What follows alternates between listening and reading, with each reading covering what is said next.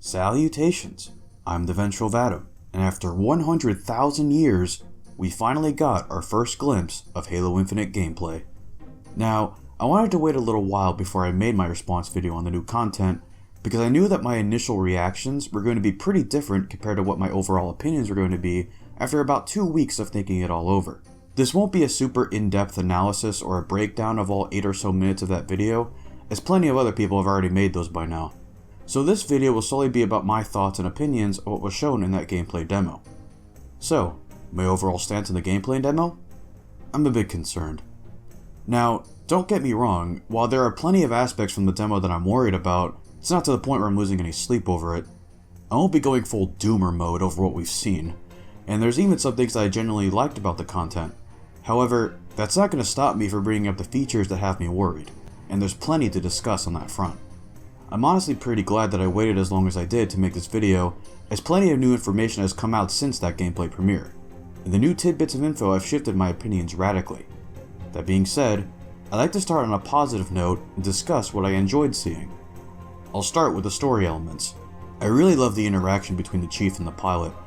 Their radically different personalities and outlooks work so well against each other, and I just couldn't help but crack a smile whenever I hear Brohammer speak. I had this opinion since last year's Infinite teaser, and it hasn't changed one bit, but the pilot looks to be one of the most human characters that Halo has seen in a very long time, and he is a highly welcome addition to the cast. It seems like Halo Infinite is going to be incorporating lighter elements of the story despite nearly bleak, impossible odds, much like the original trilogy of Halo games, with the banter between the Chief and Brohammer being the driving force behind the comic relief. The other story aspect is a speech given by War Chief Escharum. We've only heard a handful of lines from this character, and I just love him already. I've probably listened to his speech dozens of times by now, and it's still a joy to listen to. He's just an old geezer looking for a good fight, a true challenge like the Master Chief to test his skills in battle. I also love how respectful he is to the Chief, and a part of me wishes there's a moment in Halo Infinite where these two fight alongside each other against a common foe. I bet if Escharum wasn't on the opposing side of Chief, they'd make pretty good acquaintances much like the one between RB and the Chief. Perhaps a common enemy actually is a possibility.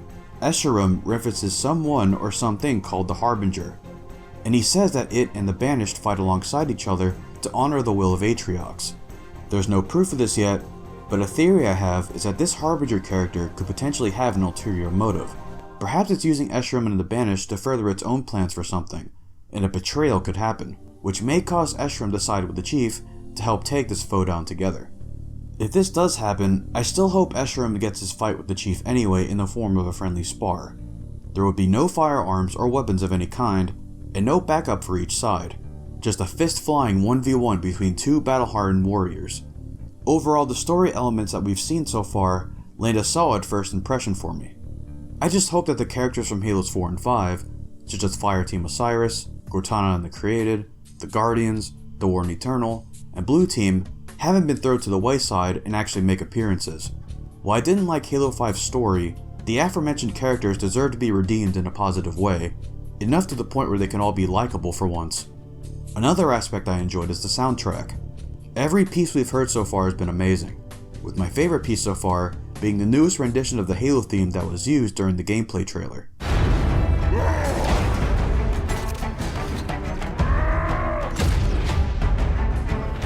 It's just oozing that classic Halo feel that's been missing in Halo's soundtrack for so long, and I absolutely love it. Furthermore, the idea of an open world Halo game, especially one with a day and night cycle which is confirmed to be in the game, is ripe with potential. 343 is trying their best to make the map feel like a gargantuan version of the second Halo mission, and the objective seen in the gameplay demo is even an indirect nod to the last objective of said older mission, where you could tackle the 3 life pod encounters in any order you choose. This time, however, it's 3 banished AA cannons that could be destroyed in the order of your choosing. An expansive play space such as this that warrants freedom sounds amazing, but it has to be done properly. As much as I loved ODST's Mombasa streets, the biggest issue I had with it was just how empty and lifeless it felt outside of the odd Covenant patrols you'd run into. There was very little to do outside of going to the next mission, killing Covenant forces, and finding audio logs and other forms of Easter eggs. I hope that this isn't the case for Infinite's open world map. I like there to be a large variety of wildlife to run into, big or small. They don't have to appear literally everywhere, but they should appear enough times to make the world feel alive. It'd even be pretty cool to see larger animals take on some of the banished forces, much like the Goudas did versus the Covenant in Halo Reach. In regards to the day and night cycle, I do hope that nighttime is actually dark this time. I'm talking Truth and Reconciliation, Mombasa Streets, and Nightfall levels of darkness. Perhaps that could warrant the inclusion of night vision or visor mode, and I'd be happy to see either or. I just want to truly be under the cover of night, where stealth-based combat could be featured in this game. In one of the more recent 343 blog posts, they mentioned that there would be multiple variants of certain weapons such as the new pistol and shotgun, so perhaps we could see suppressed versions of these weapons that could be best suited for these stealthy nighttime encounters. The last aspect that has me in good spirits is some of the gameplay aspects. The shooting mechanics feel as tight as ever. Grunts spew gallons of blood when shot at, and brutes will even stumble around in various ways depending on where you land your shots. Halo 3 style equipment also seems to be returning, which is a great departure from the unlimited armor and Spartan abilities that have been present from Halo's Reach, 4, and 5. Halo 5's Smart Scope also seems to be removed from the game, and that's a highly welcome change in my opinion. I know a lot of people aren't too keen with this, but I actually kind of like the characteristic strings that are present when hovering over a weapon. Like in the example image here, we can see the characteristics named Tactical Rifle, Kinetic, and Auto. In my eyes, this is an abridged version of Halo Reach's weapon and vehicle descriptions that can be viewed with the press of the back button. Immediately, you'll understand some of the weapon's traits, and that especially helps newcomers to the series who aren't as familiar with the Halo sandbox. The new roster of weapons is a bit hit or miss for me, and I'll go over why that is as the video goes on, but there's one weapon in particular that I'm very happy to see, the Pulse Carbine. From what I can gather, it's a plasma weapon that seems to be best suited for mid-range combat, firing in 5-round bursts. It's unknown at the time of me writing the script, but it seems to lack a scope and doesn't have the capability to kill with headshots like the battle rifle. It also requires the user to vent the excess plasma if the weapon gets too hot. Now, for the viewers who have subscribed to me for a while, doesn't this weapon seem a bit familiar? Where have I seen this type of weapon before?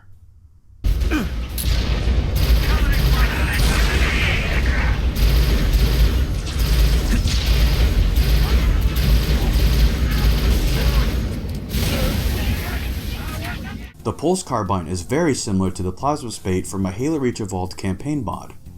For those who are unaware of what Halo Reach Evolved is, I'll put a card at the top right of the screen that'll link you to my extensive overview of the mod, but in summary, the Plasma Spate is a modified plasma repeater that fires in 5-round bursts and is designed to be a mid-range shield stripper compared to the more close-range nature of the plasma rifle and plasma pistol. It lacks a scope and the capability to kill with headshots unlike the battle rifle, making the two weapons not all that comparable to each other other than their burst fire natures. It's like comparing the assault rifle to the plasma rifle because of their full auto capabilities, but they have completely different roles in the sandbox, and their performance overall is very different to each other. If the Pulse Carbine is anything like my Plasma Spate, I suspect it's going to share many similarities to my modified weapon, and it won't perform like a Covenant battle rifle at all, like what many people are theorizing right now. It'd be pretty cool to find out that they took inspiration from my work and applied that into an official weapon for Halo Infinite, although being realistic here, it's most likely a coincidence. Quite a few coincidences in fact. Look, an elite can dream, okay? I'm also a big fan of the Ravager. It looks fun to use and it has some of the best visual and sound effects in the entire demo. Now, that's about all the things I liked about the Infinite content we've seen so far. How about the things that generally concern me? Well, there's a lot. I'll start with what many people consider to be the elephant in the room, but doesn't worry me nearly as much as it does for others: the graphics.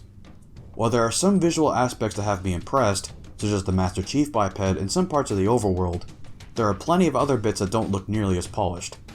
Like many have already pointed out by now, there are issues such as clouds popping in, the grass disappearing when the player reaches a certain point, the weapons and characters looking a bit too clean, and of course, our Lord and Savior, Craig. While I will continue to love Craig forever, the overall design of the brutes leaves much to be desired. It seems they took the Halo Reach approach to the brute designs and made the majority of them clean shaven unlike their hairier Halo 2 and 3 counterparts. It just kinda makes them visually boring for my taste, and the very simple armor designs don't help much either. A thing I don't hear a lot of people talking about is the Projectile Contrails. A contrail is the cloudy stream of particles that follow the projectile after it's been fired from a weapon. This seems a bit nitpicky, I know, but I'm not particularly a fan of the contrails used by both the assault rifle and the shade turret. The AR's contrail seems way too over-exaggerated for a human projectile, making the projectile seem way slower than it actually is, which is something you don't even see all that much with Halo 3's projectiles, which have the slowest human bullets in the series. The contrails used for the shade turret just look really off to me. It just looks unfinished and artificial and lacks oomph. The needler rounds also seem to be very muted and hard to see in this build, which can make them difficult to spot in the middle of combat. I suggest increasing their visibility. While we're still on the topic of visuals, I'll go over each of the weapons and vehicles. I've never been a fan of the MA-37 design for the assault rifle, but the MA-40 looks significantly worse here than the MA-37 did in Halo Reach. It looks way too clean, and the animations aren't as expressive as it could be. While we're in this encounter, I dislike the external shield recharge effect that uses these bright hexagons. It seems way too distracting for me, and I prefer an effect that isn't as noticeable. I have a few problems with the Phantom as well. Its design is super blocky to me, and I just can't take it seriously. The way it transitions between flight point sets makes the vehicle look stiff in motion. I'm also not really sold on some of the weapon designs. The new human weapons, which include the sidekick pistol, the Commando rifle, and the Bulldog shotgun, look very generic and un-Halo, and could easily fit into your standard run-of-the-mill military FPS game. Moving on from visuals, I'm going to talk about the sound effects, which I find to be lackluster for the most part. The one type of sound effect that I do happen to really enjoy are the ambient wildlife sound effects during the quieter moments. The Warthog engine just sounds really generic to me, and doesn't sound like a Warthog should.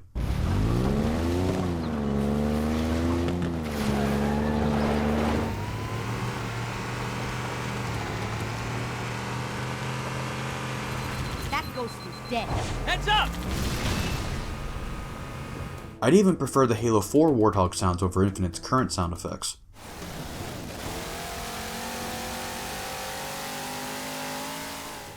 The weapon firing sounds in general aren't all that expressive and lack bass outside of the Ravager and Commando's firing sounds. These make the weapons seem boring to fire, and that's just not good. My biggest set of concerns, however, actually come from the gameplay side of things, despite the fact that, earlier in the video, I said that I was happy with how some of the gameplay looked. Many of my concerns regarding the gameplay are related to the overall sandbox. Spending a year and a half working on Halo Reach Evolved has given me quite a different perspective on the sandbox of a Halo game.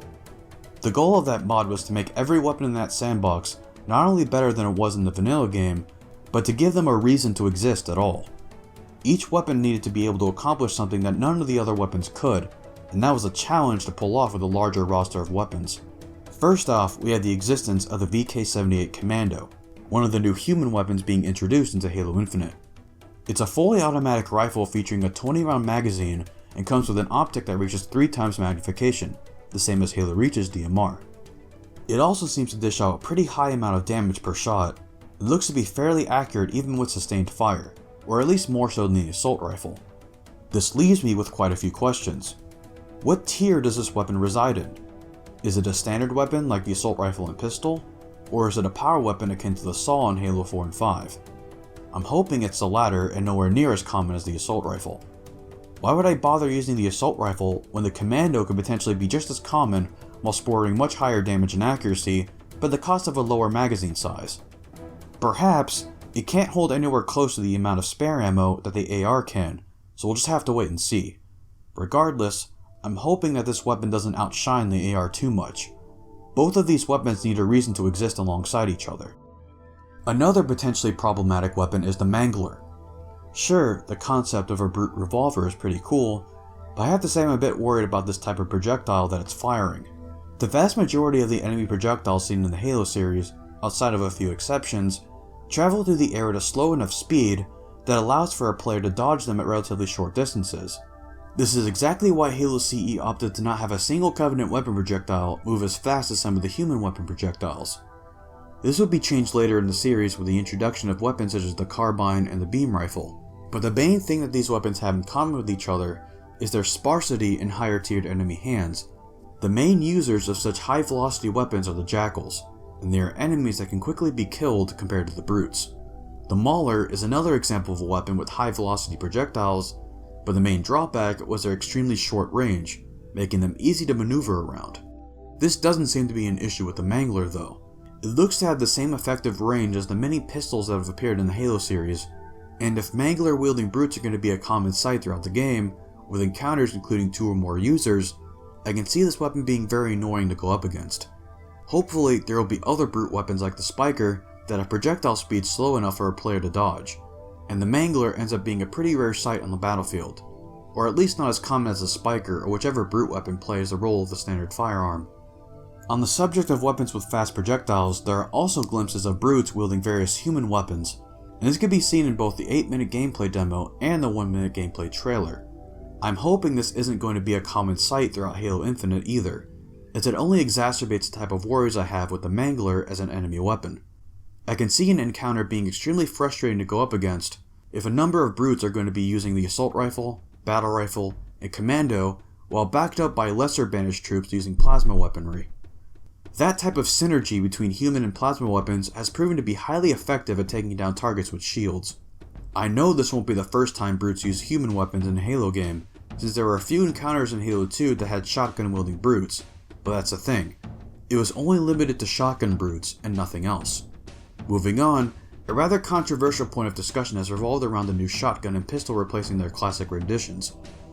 While I'm personally bummed out about this decision, especially after Halo 5 where they had the classic Spanker rocket launcher be replaced by the M57, I'll ultimately be able to live with it so long as both the Sidekick pistol and the Bulldog shotgun are fun to use and fit nearly perfectly in the sandbox. I'm a bit concerned about the Sidekick after hearing about its traits though. It's meant to play the role of a true sidearm, with a quick draw time and a fast fire rate. It's said to perform similarly to Halo 2's M6C Magnum, and I can also see some similarities to Halo 5's Gunfighter Magnum, which I think the weapon will feel more akin to in practice. If the damage is anything like Halo 2's Magnum though, it's going to be a rough time, especially due to the fact dual wielding is most likely not returning. The Bulldog shotgun on the other hand looks more promising. It's said to have a faster fire rate, but less damage per pellet than the shotgun seen in the older Halo titles, and from what I can see in the gameplay demo, it looks to have a decent amount of range, which is a good sign. The gameplay aspects that trouble me the most, however, is both the sprint and the grapple shot, and I have a good reason to include both of them in this next point.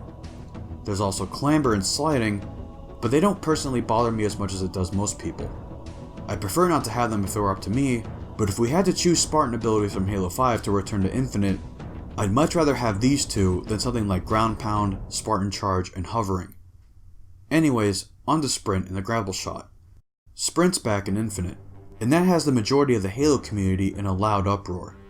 As for my opinion, I just don't understand why it's still here when we have the grapple shot now, which can effectively accomplish the same thing, but they can also boost you vertically. It also seems that they made sprinting way slower than what it was in Halo 5, and if it still has the other Halo 5 nerfs, such as shields not recharging while sprinting, that only begs the question, why even have sprint at all if it's going to be as bad as it looks? Personally, it seems like a waste of a button slot that could have been used for something else, something that doesn't dictate multiplayer map sizes. It seems like sprint is only in the game to either appease to the fans of the mechanic, or 343 believes it to be a prerequisite to have sprint in a modern FPS title. As for the grapple shot, I think it has some serious potential.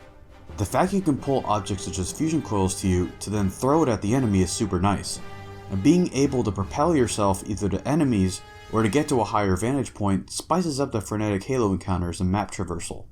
I can even see this being able to pull weapons or ammo packs to you from further distances, or as the Actman suggested in his opinion video, being able to use the grapple shot on an allied vehicle and hop into any available seat.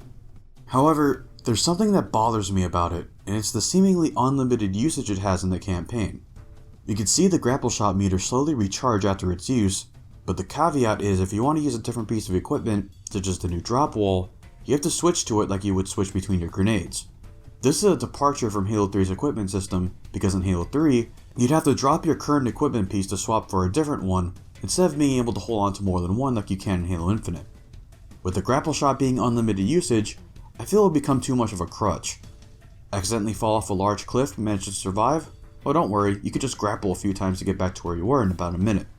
I believe that some of the play spaces that the player will run into will be designed with repeated grapple shot usage in mind, with a possible example being Chief grappling over smaller blown off chunks of the Halo ring later in the game. While a scenario like that is cool, I feel an unlimited grapple shot will disrupt the flow of some of the other play spaces that don't necessarily require its usage. Why bother running along a constructed pathway when we can just use the grapple shot to make a shortcut, and just keep doing this over and over again with every mission? I feel the appeal of using the grapple shot will be quickly lost onto the player after several uses. However, if it wasn't limited in its usage, I'd appreciate it much more. Using the grapple shot actually has an opportunity cost now. Should I use this last shot to make a shortcut for myself, or to pull a fusion coil to me to destroy an enemy fortification? Now, the grapple shot is more akin to Halo 3's deployable grav lift instead of Halo Reach's jetpack. Having the grapple shot be limited will also mean areas won't have to require a grapple shot to progress with the mission. It'd be pretty cool to have various secrets require it, however. For example, in Halo 3's The Ark mission, the player needs a grav lift to access the cowbell skull. I can see similar instances happen in Infinite, but with hidden weapons caches or even Easter eggs. It'd add on to the aforementioned opportunity cost that I believe will make the grapple shot that much more interesting as an equipment item. As for the new drop wall, I hope it's not too much of a one-sided barricade. You're able to shoot through it while blocking incoming projectiles, but I'm hoping that enemies are still able to walk through it like they can with a bubble shield. Earlier on in the video, I praised the idea of Halo Infinite going for an open world style of gameplay, but there are a few features in open world games that I don't appreciate all that much, and I hope to see very little or none of them in Infinite. And these include dungeons with reused map geometry and bullet sponge bosses with stupidly high amounts of HP. I know Halo CE is infamous for reusing map geometry throughout its campaign, and while that's a fair and valid criticism, that happened mostly due to time constraints after switching to the original Xbox about nearly a year before launch. I hope Halo Infinite isn't going through similar issues with its development, for the sake of not just the quality of the final game, but for the well-being of the employees working on it as well. Bullet sponge enemies, on the other hand, shouldn't be in the game at all, without a clever way to take them down much faster. I like to see major bosses akin to Halo 3's Scarabs, massive units that have weak spots that can be exploited by the player and don't pad the playtime by having an enormous health bar. The last major concern I have regarding Halo Infinite is the newly announced 10-year plan that is setting up for the game. I'm not 100% opposed to the idea, and if done properly, I can see Halo Infinite sustaining a large population for a very long time. However, there are plenty of unanswered questions that have me worried about it. They also announced that there won't be any more main series Halo titles for as long as this 10-year sustain plan is in place. But will that also mean no more spin-off titles such as Halo Wars? Even with new content being introduced into Infinite, I can't imagine a large portion of the Halo community being okay with being stuck with the exact same Halo title for several years, regardless of how fun it ends up being. We can only play the same content for the longest time until we're left yearning for something different to enjoy. Another question I have is for the pricing, and what forms of content are going to be locked behind a paywall.